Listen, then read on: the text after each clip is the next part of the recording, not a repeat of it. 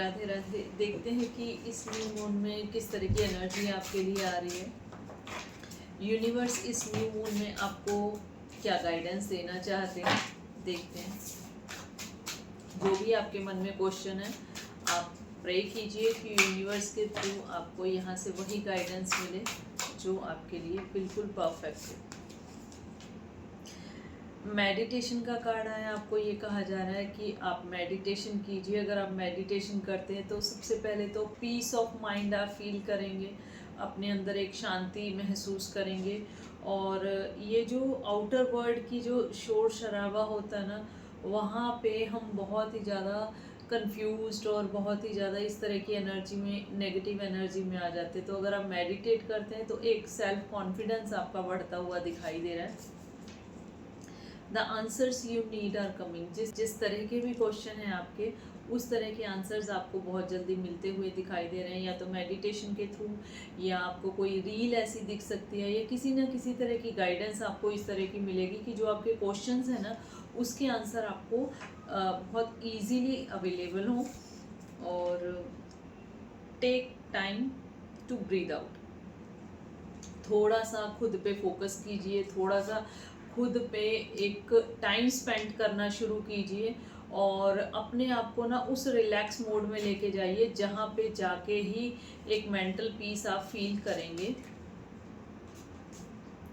Bring love into the situation. जो भी situation बनी हुई है, जैसी भी करंट सिचुएशन आपकी है, उसमें आप प्यार और सद्व्यवहार और बहुत ही ज़्यादा पॉजिटिव एनर्जी को लाने की ज़रूरत होती है। कई बार ऐसे होता है कि हमारे सराउंडिंग में इस तरह की एनर्जी बनी हुई है, गुस्से वाली, लड़ाई वाली, तो उस एनर्जी में भी खुद को हैंडल करना, खुद को संभालना और उसमें, उस सिचुएशन में एक प्यार वाली एनर्जी को लाना बहुत ज़रूरी है आपके लिए।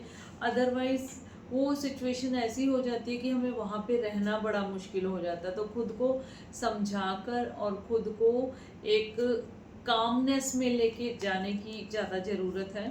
It's time to take action. ये वही टाइम है कि आपको एक्शन लेने की ज़रूरत है। जैसे कोई काम आपने शुरू करना होता है, तो ये जो न्यू मून के नेक्स्ट सेकंड डे जो होता है, प्रतिपदा के बाद जो द्वितीया होती है, द्वितीया से आप अपना काम शुरू कर सकते हैं, क्योंकि द्वितीया से चंद्रमा धीरे धीरे बढ़ना शुरू होता है। जिस तरह से चंद्रमा बढ़ने शुरू होता है, उस तरह से धीरे धीरे आपको काम में प्रोग्रेस मिलनी शुरू हो जाती है। तो फुल मून तक आपकी एनर्जी उस हाई लेवल तक पहुंच जाती है कि जहाँ पे आपको उस क्वेश्चंस के आंसर मिलने शुरू हो जाते हैं, या आप स्टक एनर्जी से बाहर आने शुरू हो जाते हैं।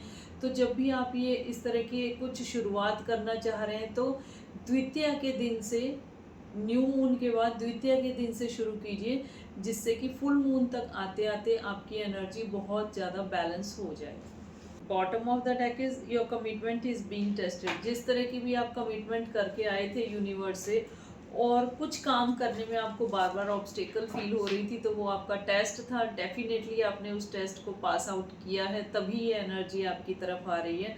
तो जो भी अभी ड्यूरेशन ऐसी बची है कि आपको स्टक फील हो रहा है, तो उसमें अपनी एनर्जी को डिसबैलेंस करने की ज़रूरत नहीं है। आप खुद को सेल्फ कॉन्फिडेंस में लाइए और उन कामों के लिए आप एक्शन लीजिए जिसके लिए आप अभी तक ले नहीं पा रहे थे, पर लेने ज़रूरी थे।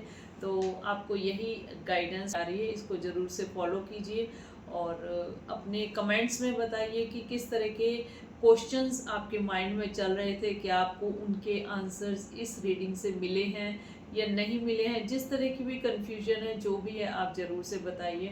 इस तरह की और भी एनर्जी के लिए कनेक्टेड रहिए इन्फिनिटी टैरो 111 से। और अगर आपको ऑब्स्टेकल फील हो रही है लाइफ में, समझ नहीं आ रहा क्या है डेस्टिनी में और क्या नहीं है, तो आप अपने आकाशिक रिकॉर्ड्स चेक करवा के आप वहाँ से गाइडेंस ले सकते हैं। और वहाँ से जो एनर्जी आपको मिलेगी वो आने वाले टाइम में आपकी लाइफ में बहुत प्रोग्रेस, ग्रोथ और सबसे बड़ी बात की क्लैरिटी लेके आती है। इस तरह के और भी गाइडेंस के लिए कनेक्टेड रहिए। मिलते हैं नेक्स्ट टाइम, तब तक के लिए राधे राधे।